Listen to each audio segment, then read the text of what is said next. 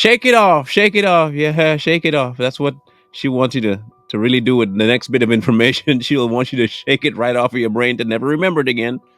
Because the haters are gonna hate, hate, hate, hate, hate. But she's a player and she's gonna play, play, play, play, play with your mind. Now, when you see what you're gonna see here, don't say that you didn't see it. First of all, and don't say, "Oh, it's doctored," and don't say, "Oh, it's just a costume," or say, "That's only a backdrop. It's just a prop. Don't think anything of it." That's the same thing that Beyonce would want you to believe too about all the satanic stuff that she has on stage. Also, Rihanna would have on stage. In fact, every other musician that would have on stage. But people thought Taylor Swift was different. She was the little innocent girl. You know, she sang songs about heartbreak and boyfriends, even though she ran through like 80 million of them a year. She talked about all the things that little girls would sing about. And then we have this. Take a look.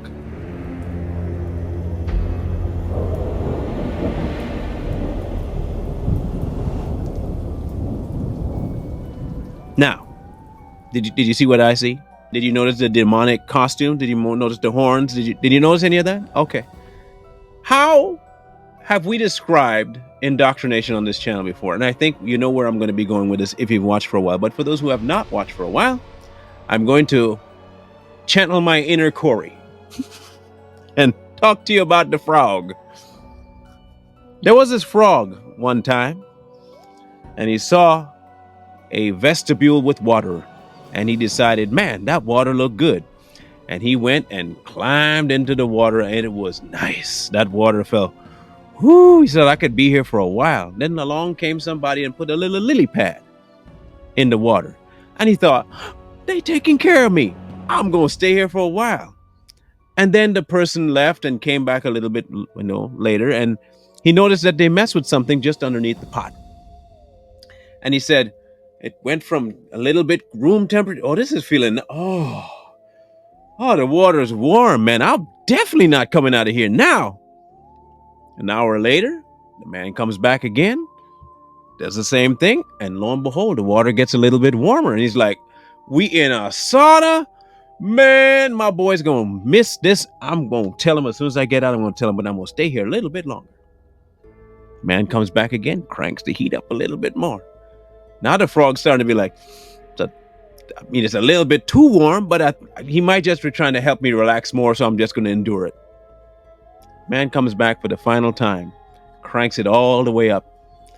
The frog finally realizes, I better jump out of here. So he tries to get out and grabs a hold of the side of the pot, and it just burns through his hand, because now the pot is too hot to climb out of, and there's no footing that he can grab to jump out the pot.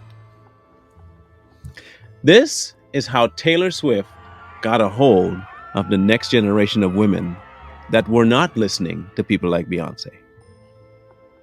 Very slow boil. I'm innocent. I'm super innocent. I'm just talking about relationships and how they hurt my heart. And people go through that all the time. In fact, kids are notorious. Little girls are notorious for falling in love too fast or picking the wrong guy. And I'm just here to sing songs to appeal to that portion of their mind. She comes back again, turns up the heat, changes the song a little bit more. Then her themes start to get a little more adult. Okay. Then she comes back again, cranks it back up. And the kids are like, yeah, it's still good. It's good music, nice beat. And then she changes tunes again. But you really like Taylor Swift. She's still so innocent, man. I mean, she must be singing about something that she's been through, so I can't get too mad. And she prolongs this procedure as long as she can, to the point where you no longer want to leave because you are now addicted to her sound. In the meantime, she's putting subliminal stuff in front of you. She's talking about things that you should not be hearing about. And then finally, the coup de grace, the boiling water has hit you, and there you have Satan on stage. Too late, though. You already bought into the gift. You got it now. It's yours. Now, anybody tries to tell you anything about Taylor Swift, you just hate her because she's trying to make difference in the world. You just hate her because you just hate. Taylor has probably been more dangerous than Beyonce. I said that. I think she is way more dangerous than Beyonce. Why? Because she still looks innocent. Beyonce just looks like a harlot. I don't care what anybody tells me. She dressed like a, what did Jesse call him? A slut. That's what she dresses like. Taylor, don't do that. Taylor dresses like a little country girl, really nice, quaint, quiet, the one you bring home to meet the parents. Travis Kelce knows all about that, by the way, because he's now dating her. But he's a whole different kettle of fish altogether. She's the kind of girl you bring home. She's so down to earth. She looks so neat, so nice, so pleasant. You know that the devil shows up as a sheep sometimes? The devil will present himself as a nice, calm, cool, collected, wonderful, sweet person. Sometimes he'll just come forward as somebody just needing help or offering help.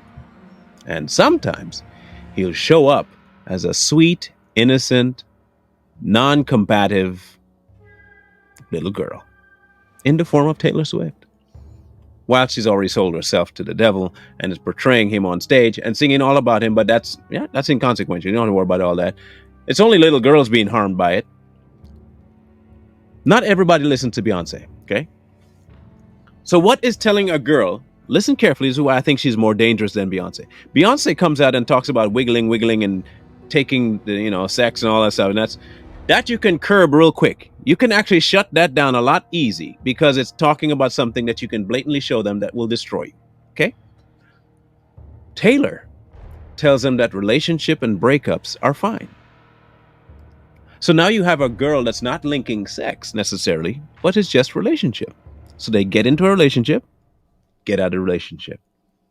Now they're a revolving door of men.